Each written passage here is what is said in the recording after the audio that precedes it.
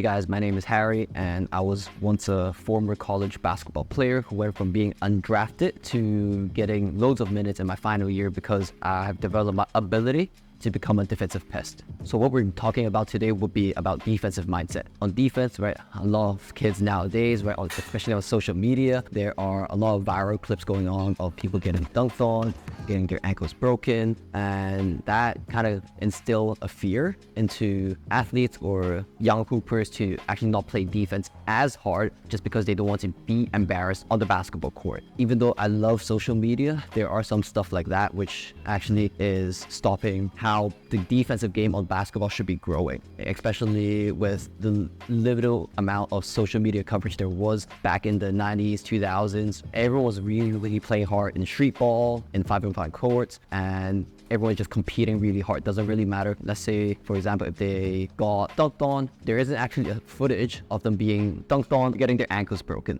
The consequence of that, the risk to ratio, is actually bigger when it was in the 90s or 2000s. But right now, if you got one bad clip of you doing so, it's going to be on YouTube, it's going to be on Instagram, TikTok, everywhere. And I think that is a big reason why most young hoopers or players are not playing defense as well as they should. Defense is something that I really instill a lot, and I believe that if you impact your game defensively very well, you can actually win games. So we always talk about defense win championships, but is anyone actually executing that? Is your whole team actually on board? Do they have the correct footwork? Do they have the physicality to actually maintain their play style against the other team? Are they in condition to be able to do that for 48 minutes? And a lot of coaches and trainers, they always talk about defense as a concept, but how many people actually have trained defense as something like an arsenal, such as in the offensive bag? Especially in basketball, we always treat the offensive side with drills, with form shooting, with ball handling, and we dissect it into very tiny bits and details. But for defense, I don't really see that. I've never seen people repping out crossover steps, lateral slides, shuffle steps. Maybe there is in some type of conditioning drill, in the coach's tactic or plan or practice,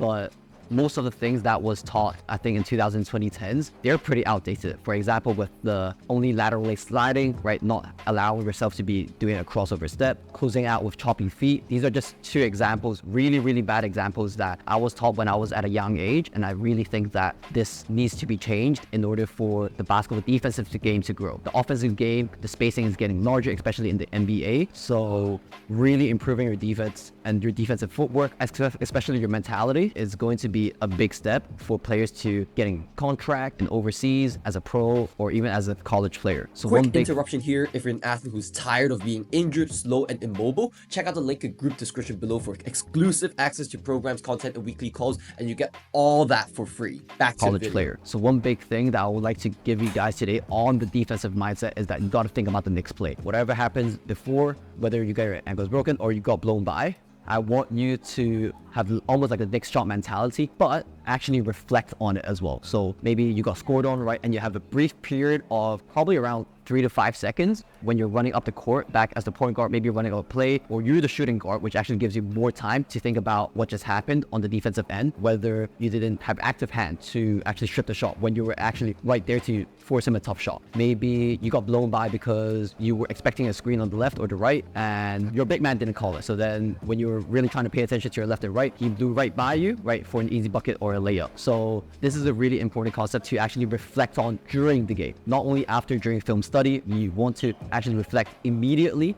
and change that mistake to adapt in the game so that it doesn't happen twice in the same game. I would not mind as a coach if you have 12 mistakes in one game, but they're all different compared to making the same mistake twice. Making the same mistake twice is basically going to get you onto the bench immediately. And this is very important because if you wanted to get minutes in the college level, you definitely can't make the same mistake twice. If you do, unless you're the star player of the college team, you're definitely going to be getting benched. So I really want to make sure that you guys understand that defense, you want to reflect immediately straight after successful play or play that you got scored on. And then the other thing for the defensive mindset is that you want to be aggressive. You don't want to be passive and let the offense dictate your pace. And this is what happens with most defensive players, right? They're just trying to be in a good position, but most of the times they're allowing the offense to really dictate their pace, right? Really trying to, basically offense can go wherever they want and defense is just following them. You want to be aggressive enough where you're actually limiting the offensive options, maybe forcing him to the left, only to the left, and closing out on the shot and the right side drive, because you maybe know that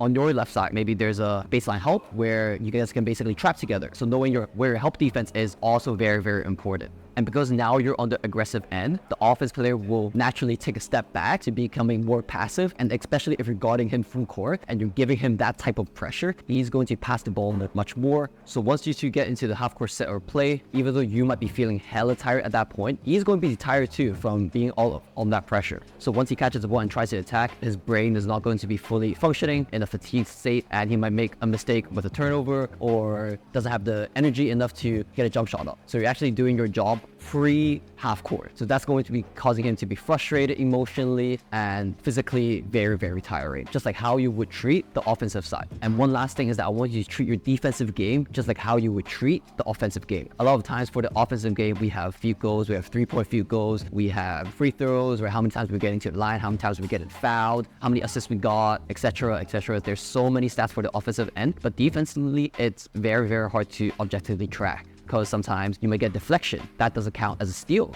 For example, you might be giving 94 feet of full court pressure, but maybe your help side defender got that steal from a bad pass or a turnover caused by you. So a lot of things can't be seen on the stat sheet, but what you can do is get basically all of your defensive possessions or time that you're guarding a player and make it into a compilation or a footage, right, for you to film study in order to understand, okay, maybe in this situation, but then maybe I could have just sideways run with him. So then in the pick and roll situation, the drop coverage or the big man wasn't stepping up as much. So then he can actually conserve some energy and not have the mismatch. So really, really analyzing your defensive game like the offensive side will be a huge plus to improving you as a Cooper on the court. I know it was a little bit of a ramble, but I'm hoping all these 3 tips will help you to become a better defensive player on the court.